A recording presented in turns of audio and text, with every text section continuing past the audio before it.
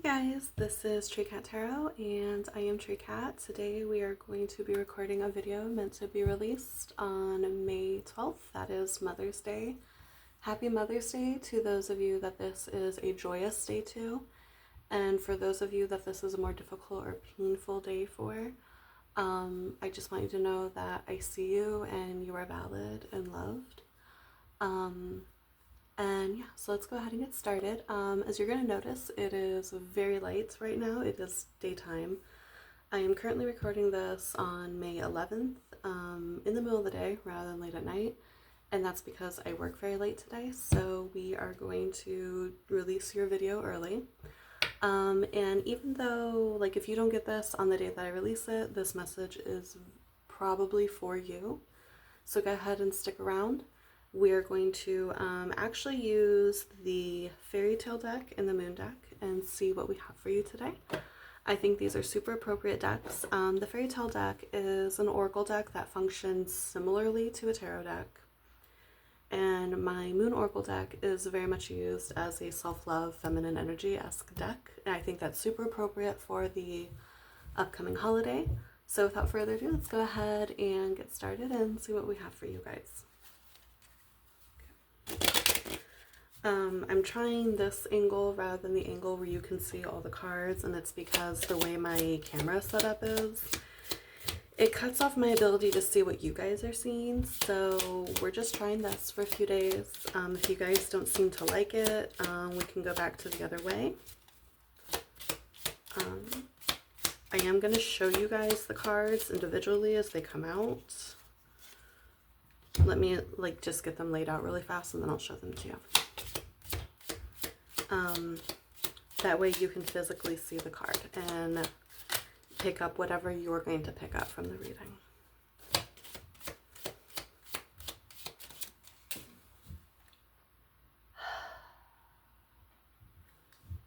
It's not a Tree Cat reading unless I, yeet cards off the table. So give me 1 second. I had to pause that right at 222, by the way. So that could be an angel number or a message for you. 222 is a really good, is a very strong message of like partnership. It doesn't have to be romantic. It can be familial. It could, like if you have a really strong mother-child situation, it could be talking about that. I am going to occasionally reference back to Mother's Day just because that is the day I'm releasing this on. It's the day most of you are going to see it on, I assume. So, oh wow. I'll show you guys the cards in a second. But so far we have the Garden in the reverse, representing your energy. We have the Bear coming out with the Gentleman in the reverse, and the Gentleman's in his Prince phase.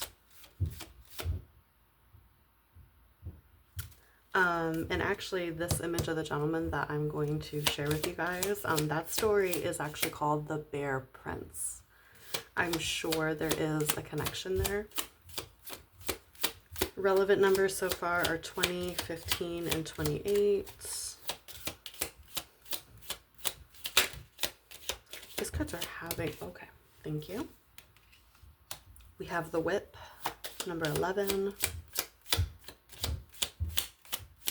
One more card, please, Spirit. Okay. And we have the House in reverse, card number 4. Almost all of these are in reverse except for the Bear. And the Bear, I shit you not, talks about maternal energy. So, the way I interpret reversals with this deck is a little different. It means the energy is flowing inward, outward, rather than outward, inward. Okay, so when I see reversals, I'm seeing projection, right? So with the Garden in the reverse representing you, you're viewing the world in such a way that you feel alone and you feel as though you have a hard time connecting with other people.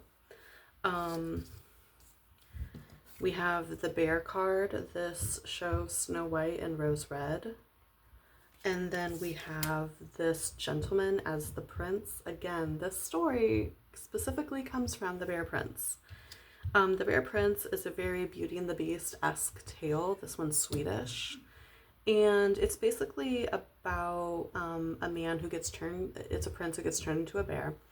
And much like the Beast in Beauty and the Beast, his curse can be broken once someone can learn to love his gruffer bear side. And he can also learn to be softer and gentler, right? Let me just get into showing you the rest of these cards, and then I'll get into this bottom row. All these cards, like from the bear to the house, this is all one row. This is all the bottom row. That was the whip card. And this is the house in the reverse. Okay. So the whip talks about anger, and the house talks about domestication. I feel like because you're operating from a place where you feel alone, you may even feel like you're better off alone.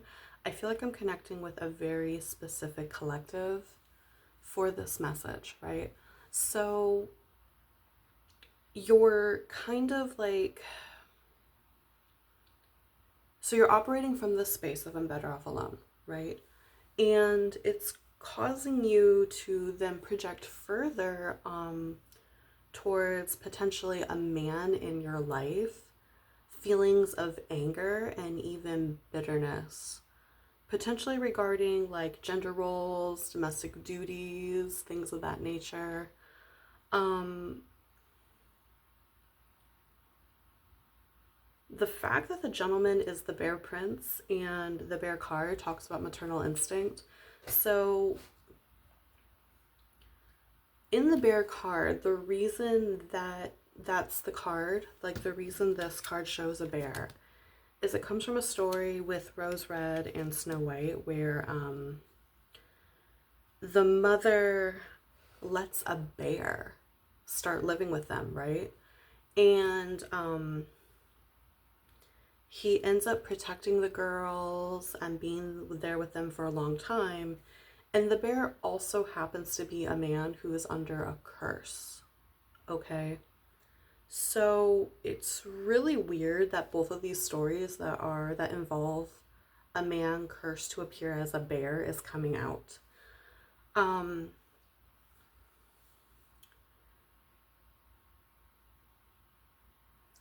I feel like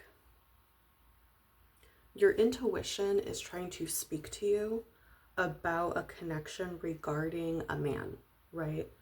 Or at least a masculine energy, right? It doesn't have to be like a man, gender, or whatever, but someone with strong masculine energy. Your intuition's trying to tell you like, this person isn't bad. There's actually a prince under there. Like, it's a combination of like, I feel like it's a combination of you projecting and you maybe self-sabotaging because you feel more comfortable alone, you feel more comfortable by yourself. And then like, you know, so if you're already in a self-sabotaging place, right? And someone does something where they're making a mistake or they're just being human, your self-sabotaging tendencies are going to be like, there, right there, that's the bullshit. That's the fuckery. I told you there was fuckery. There's not fuckery, okay? There's a person being a human being who makes mistakes. You're turning a man into a bear. This is also making me think of how like we have the whole like, would you rather run into a man or a bear in the forest? And it's interesting that like that's the way it's presented to us, like, and we're consistently choosing the bear, right? And when we're choosing the bear because we can logically think of ways that we can get away from the bear. Women have a harder time, or feminines have a harder time sitting with the possibility that they might have to defend themselves against a man. We have our guard up much higher with a man. And I think it's because, like, with a bear, or with any wild animal for that case, we can justify that whatever they're doing is their nature. They are protecting their territory, they are potentially hungry, maybe we're too close to their cubs, this, that, and so forth. When a man does something harmful and fucked up, it's a choice, right? So the fact that it's a choice versus nature, like, that makes it more scary, right? So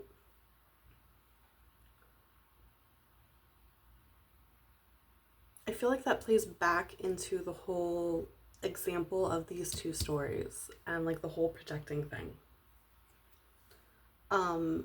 When we're projecting and when we're self-sabotaging, it's very easy to turn a person's mistake into they're making a choice. They're making a choice to disrespect me. They are making a choice to not consider me. They're making a choice to undervalue me, so on and so forth. When that, again, very well may not be the case. They're just a person making human mistakes. That's all they're doing.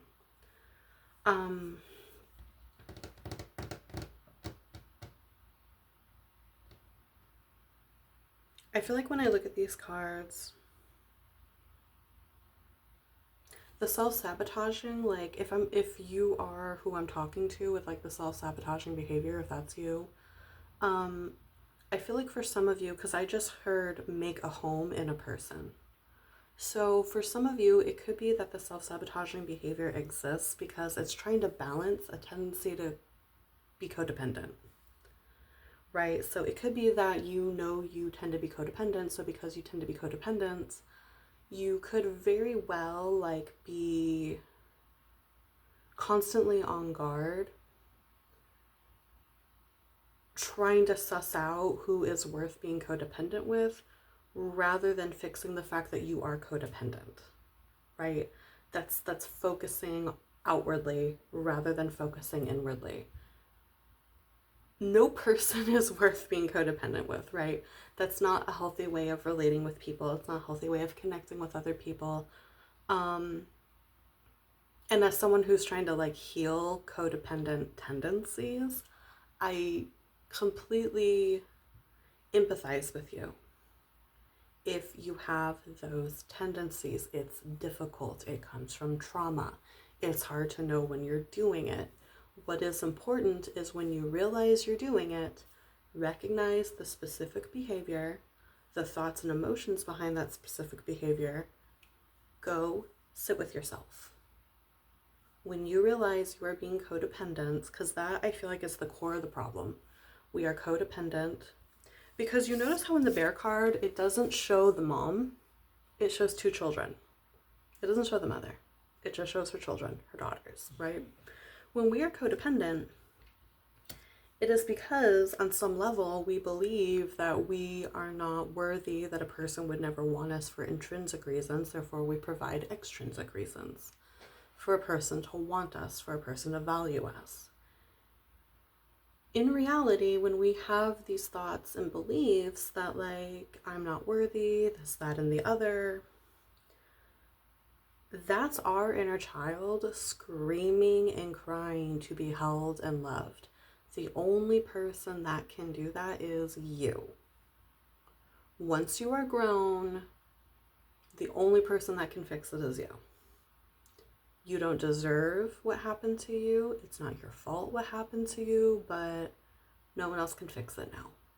It's literally impossible.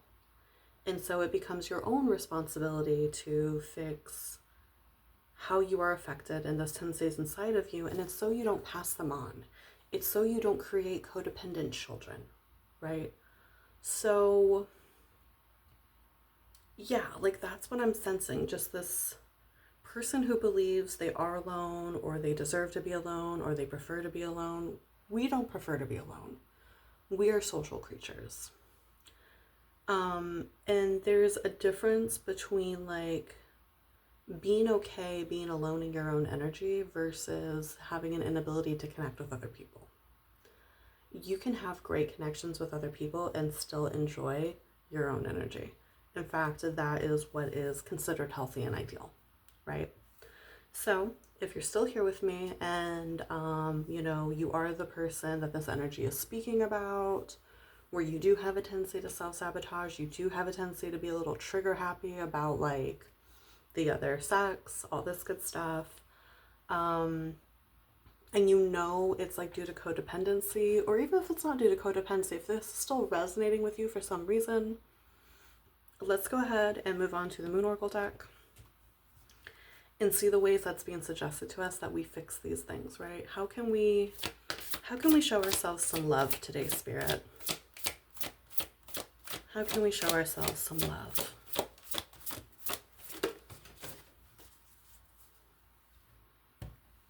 One moment. So once again, when I paused that, a very specific number popped up. It was 1551. I don't know specifically what that means. So maybe the number 15 could be significant to you. Maybe 51 could be significant to you. Or with 1551, that they are mirroring numbers. It could be that the person you're dealing with is mirroring you and mirroring your energy. So kind of going back to the whole thing of like, they do something human and then you react and wig out like, look, the fuckery is right there. And then they react like, yo, you're kind of being crazy. And then you get more defensive, like, of course, like you're mirroring each other. You're seeing in the other one more you, with love and light, more you are seeing in the other person reflected back at you your own feelings of how you feel towards yourself, because they're not telling you you're not worthy of love. They're not telling you I don't respect you. They're doing shit, making mistakes. And I'm not talking about when people like specifically lie to you. I'm not talking about when people cheat on you. I'm not talking about when people abuse you or call you out on your name or anything like that.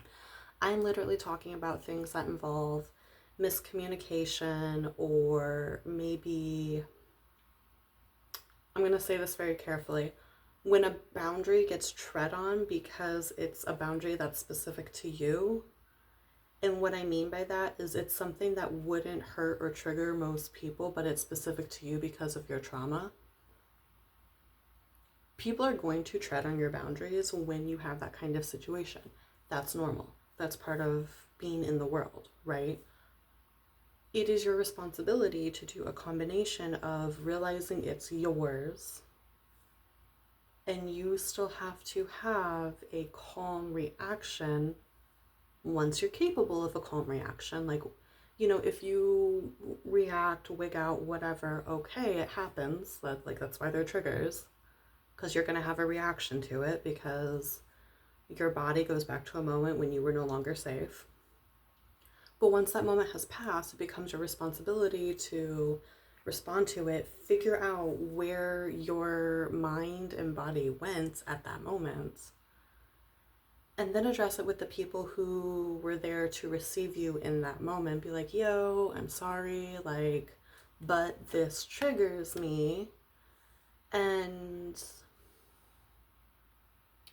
you can't really expect people to like tiptoe around the things that trigger you, like, but maybe there's reasonable things that they can do for you. Like,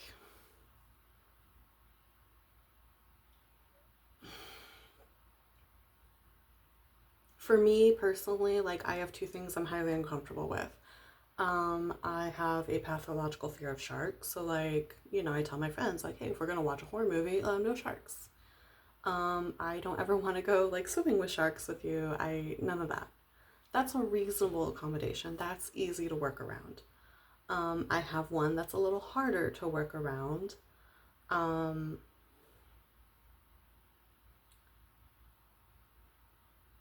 There's a specific smell and taste that brings me back to a time that I was violated, basically. That one's harder to work around. So that one, I take more responsibility within myself to like, okay, I can smell the smell and I just breathe. I just be in my body and I breathe. That's an example of a way that you can take responsibility for your own triggers. Notice the thing and realize it's up to you to either remove yourself or to just be in your body and breathe and remind yourself you are safe, right? So I don't remember how we got into the conversation of triggers. I'm sorry. Let's go ahead and, mirroring. That's how we got into that conversation. Mirroring, right. Okay. So the moon oracle card that you got is card number 6. This beautiful yellow card with all the bees on it. Bees make me think of working together, and actually this one is collaboration. Okay, so we have collaboration brings more sweetness into my life and into my world.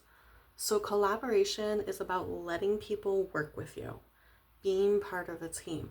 That includes the teamwork that goes into connections, okay? People can't fix things if you don't tell them that they did something to hurt you or upset you. Equally, if you go to a person and you tell them like, hey, this hurt me, hey, like this upset me, and they receive you properly and they're willing to work on whatever the thing is, you now have to allow yourself to forgive and let go of whatever the thing was. That is problem solving in terms of other people. And it could be that like this doesn't have to do with a romantic partner. It could be that this has to do with like maybe a familial person in your life. This could be a friendship. This can even apply to like the workspace, where things like this can happen, where we can project onto other people. Because honestly, like when you walk around and you have worthiness problems, you're going to see evidence of it in every aspect of your life. You're going to see evidence of people reflecting it back to you. And again, it's not that like they're actually telling you that you're a piece of crap. You're telling yourself you're a piece of crap, and you're seeing evidence of it because you're looking for evidence of it, right? When we allow ourselves to collaborate with people, be part of a team, be in groups, even this could even talk about being in groups. Allowing yourself to be in groups, allowing yourself to be part of a team, join a network. If you have difficulties with your family, allowing yourself to be within your family and learn to be around those people. I feel like that's what Spirit wants you to learn to do is, learn how to be around people and learn how to receive people, including love. Because I'm gonna tell you right now, when you don't like yourself, you have a really hard time receiving love, because people like just try to like be kind to you and treat you with love, and you're like, what is this? Thank you, I don't know. Like, it's a very weird feeling, right? So, I'm gonna read the book. Ritual. Collaborate to activate. Connect with one or more people to work with on a project. Your goal can be creative, work-related, or health-oriented. Hold each other accountable and successfully reach the finish line together. Is it time to feed your aspirations with the combined genius of others? Is something in your life calling for more productivity? Are you open to inspiration outside of your own hive? Pick your project and begin this week. Manifest a vision you've been repeatedly thinking about. Choose the one that fills your body with a big, resounding yes. Write a plan, set deadlines, create your team, and make it real. Volunteering with others for a meaningful, inspiring cause. These are all suggestions. Co-create your own moon circle. That's actually something I'm working on myself. Choose a self-care ritual from the moon deck and invite others to join you so you grow and reach your goal together. If you're interested in this deck, I will do my best to put a link where you can buy this deck. But, because this is great for self-care if that's something you're learning to do. This is what it looks like. Again, I will put a link down there for both of these decks. I think I'm definitely going to start doing these during the daytime because I definitely have more energy to create a better video and to channel better for you guys. So yeah, this is all I have for you. Thank you for coming to the video. And like, comment, subscribe if this was helpful to you. Comment that you're here with me, even if you completely disagree with me. Even if you think I'm full of shit, comment down below. That's perfectly fine. We can talk about it. We can discuss it. um, but yeah, I will also put the link to book a personal reading with me if you feel that would be helpful to you. If not, I'm just happy connecting with you like this. And other than that, I hope you have a beautiful day. Be good, be safe, and love and light to you. Bye!